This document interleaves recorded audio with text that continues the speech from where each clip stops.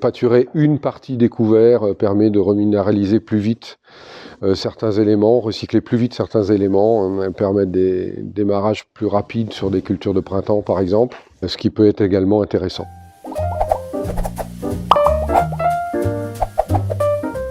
Alors bonjour, Pascal Rovin, ferme de la Terrière à Lompré-les-Corsins dans la Somme, dans la vallée de la Somme. Je suis installé depuis 1997 et depuis 3 ans avec mon fils Émile. Donc Émile Rovin, associé avec mon père depuis bientôt maintenant 3 ans, donc sur une exploitation en polyculture élevage ovin sur une SAU de 250 hectares. Un type de sol donc on cultive dans la craie, donc les types cranettes, donc céréales, orge, blé, un peu de betterave. Et après, pas mal de multiplication de semences, donc raies gras, donc des graminées, et également des semences de pois, donc protéagineux. Tout récemment, un peu de pois de conserve. On a également une activité élevage assez importante et assez équilibrée avec l'activité culture.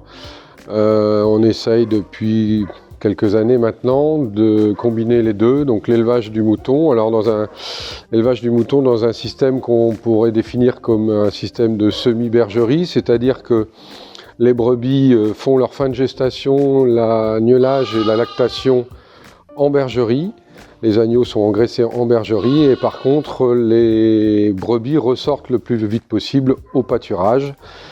On fonctionne avec en fait 2 troupeaux. Un troupeau qui va agneler essentiellement au mois de décembre et donc élever ses agneaux jusque la fin de l'hiver.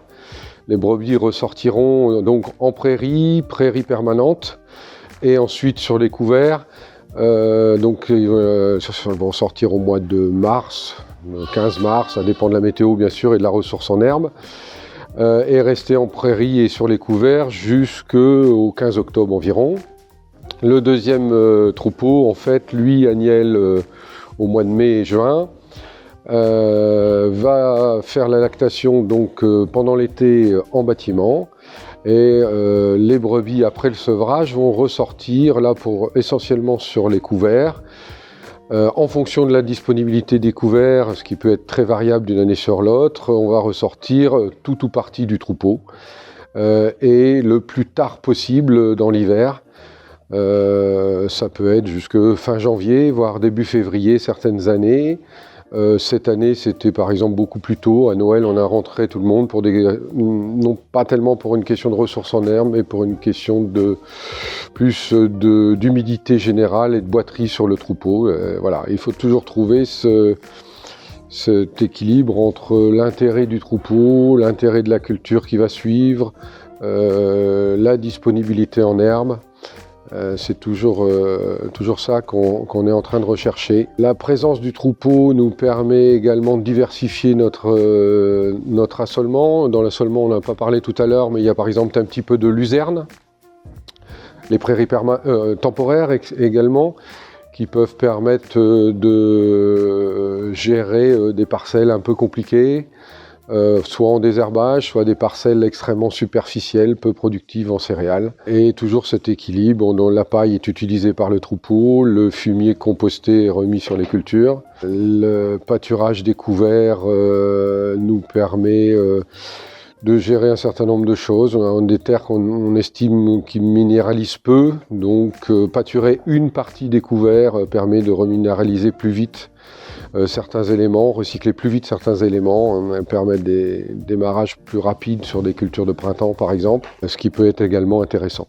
Au niveau de la plaine, on travaille donc depuis que tu t'es installé donc en non-labour et depuis 5-6 ans maintenant, du semi-direct sous couvert au maximum. Je dis au maximum parce qu'on a encore aussi la betterave dans la rotation qui fait qu'il y a encore du travail du sol.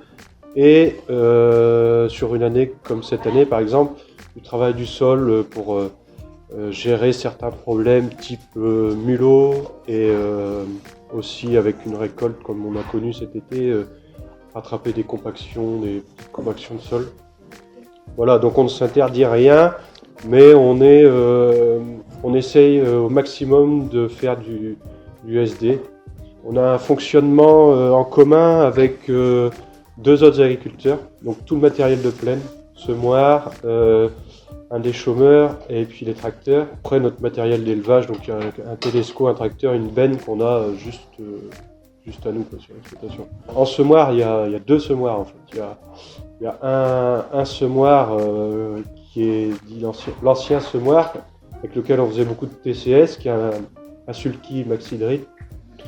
Et depuis 2 ans maintenant, donc on a investi sur un semoir de SD, c'est le semoir à disque incliné, le Slide Boss. Pourquoi le semoir à disque j'en parlais tout à l'heure, semer derrière nos productions de raigras. Derrière les raigras, on a des gros gazons en fait, dans lesquels une dent ne serait pas appropriée. Et les meilleurs résultats qu'on avait, c'était avec du disque. Donc on est parti sur du disque pour ces raisons-là. On passe plus de temps sur l'élevage que sur la plaine, tout au moins on travaille. Donc ce matériel en commun nous permet ça, d'aller plus vite, de faire également, d'avoir économiquement aussi un coût matériel et surtout un couple matériel-manœuvre moins important. Ça crée bien sûr des contraintes. Il faut parfois jongler entre l'urgence d'une intervention sur le troupeau ou sur un animal, d'une intervention sur les cultures, avec la disponibilité du matériel. Mais finalement, ça fonctionne quand même pas mal et ça nous satisfait de ce côté-là, quoi.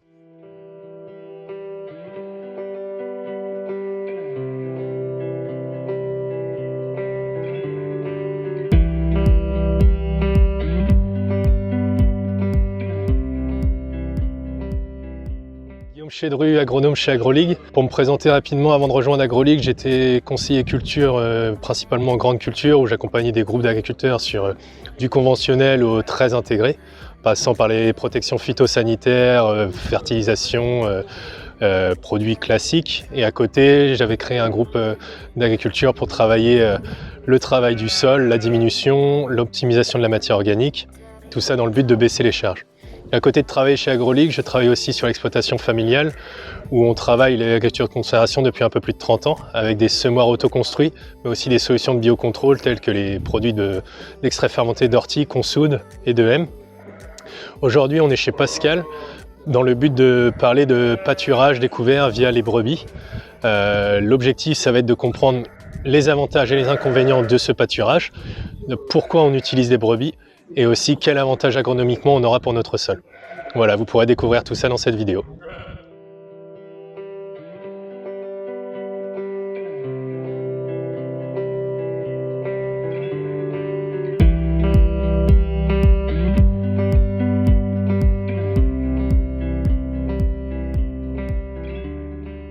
Ok, ici l'objectif, donc là, comme vous en doutez, pas pâturer.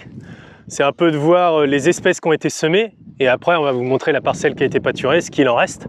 Qu'est-ce que tu as semé comme espèces ici? Est-ce que tu les as adaptées à ton pâturage ou plus à ton sol? Il y a un radis tournesol, vesse, et puis donc c'est un précédent escourgeon, donc je me suis dit il y a de l'orge, donc j'ai pris en compte qu'il y aurait escourgeon. Et de la févrole.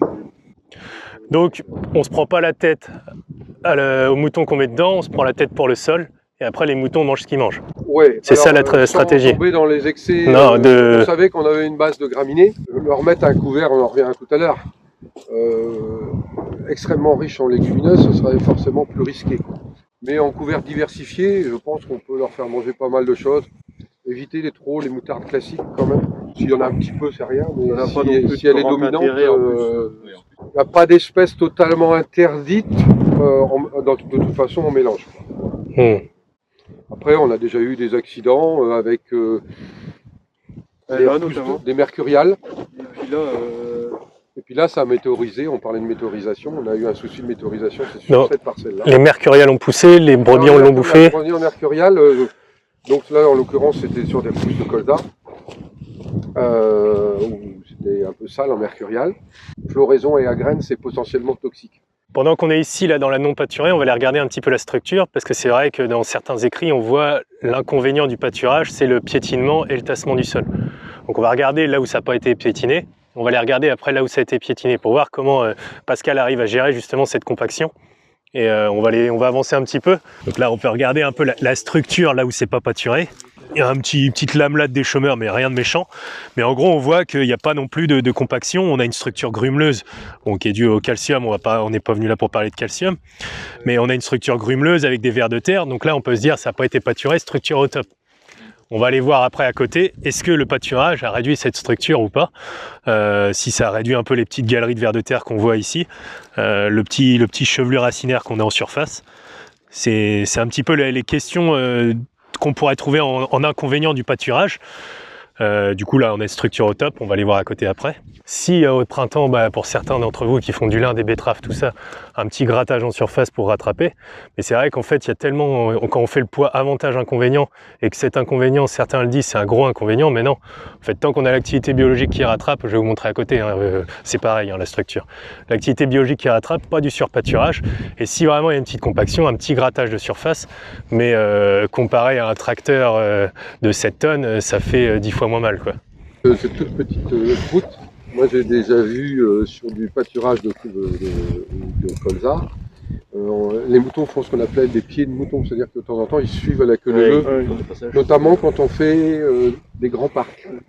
Parce qu'elles elles vont aller dormir souvent alors, sur une butte, puis elles vont aller pâturer progressivement, donc elles vont faire des allers-retours. Et donc elles font des passages comme ça. Et sur un semis de blé, par exemple, derrière ça, on voit cette bande où parfois ça pousse dans le passage de tracteurs ou d'automoteurs de traitement. Et ce pied de mouton, mais uniquement ce pied de mouton, là où 200 brebis marchaient à la queue leu, ça pousse pas. Sauf que ça fait ça de large. Oui. Ça n'a pour moi aucune influence sur le rendement, sauf que on dit tiens, c'est quoi cette grande ligne au milieu ou 2 lignes parallèles ou 3 lignes parallèles, quoi. Ici ça va être des betteraves. La stratégie, tu as un broyeur, un rouleau Cambridge. Il n'y a pas eu de glypho de fer, rien. On sème les betteraves mi-mars. Tu étais parti sur un broyage, laisser un peu sécher un glypho et préparer la dent, c'est ça? Oui. On passe une dent, on emprunte une rotative à un collègue et on fait un coup de rotative sur la dent pour faire le semis de betterave. C'est vrai qu'on n'a pas souvent cette situation où on a gardé un couvert. Ça pour moi, ça devrait être détruit depuis un moment. Sauf qu'au 15 novembre, nous, on n'est plus agriculteurs, on est moutonniers, quoi.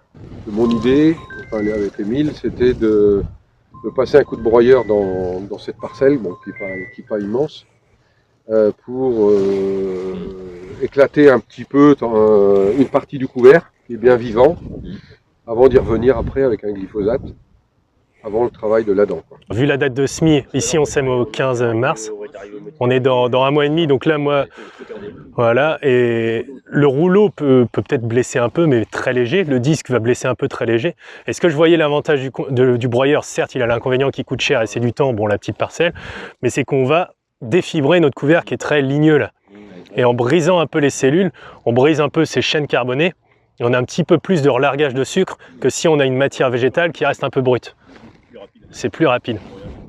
Du coup, on aura un peu moins de fin d'azote sur la culture qui suivra.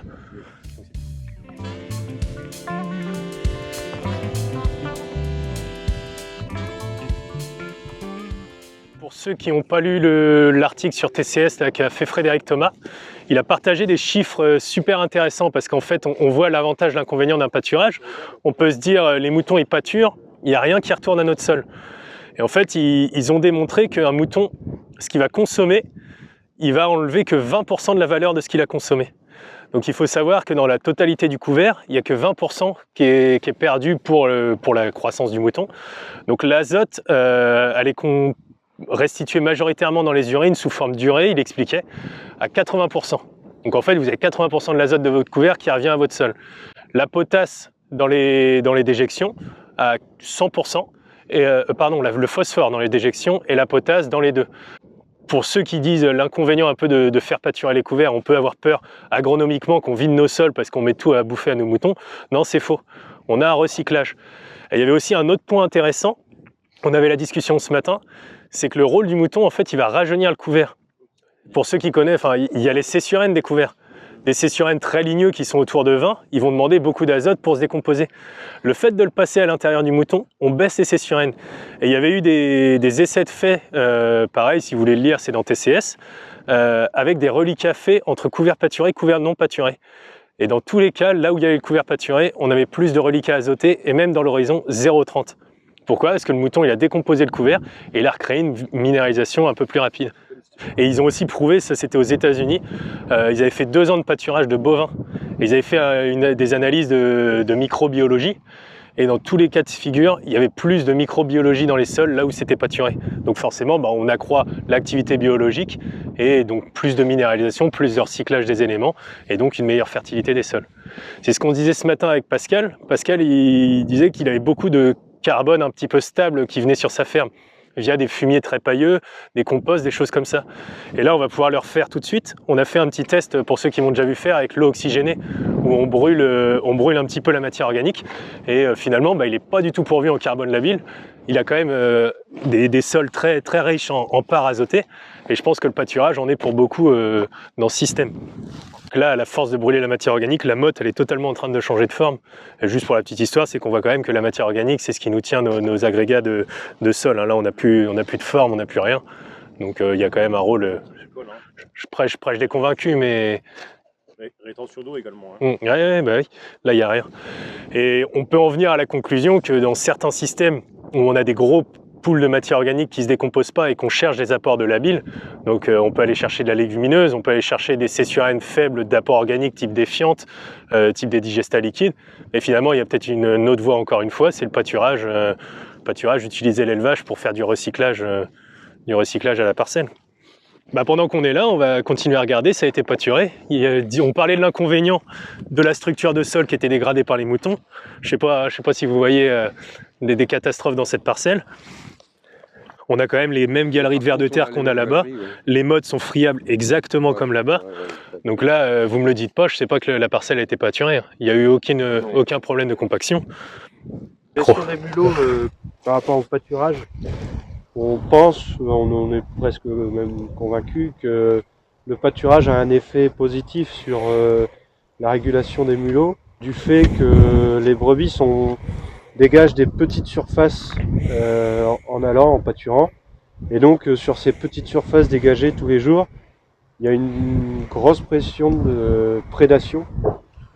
Plutôt que de broyer 20 hectares, faire le même effet qu'un pâturage sur 20 hectares, pendant 2 jours, les prédateurs ils vont être là, mais il y aura peut-être 10 prédateurs avec les moutons et 10 prédateurs sur les 20 hectares.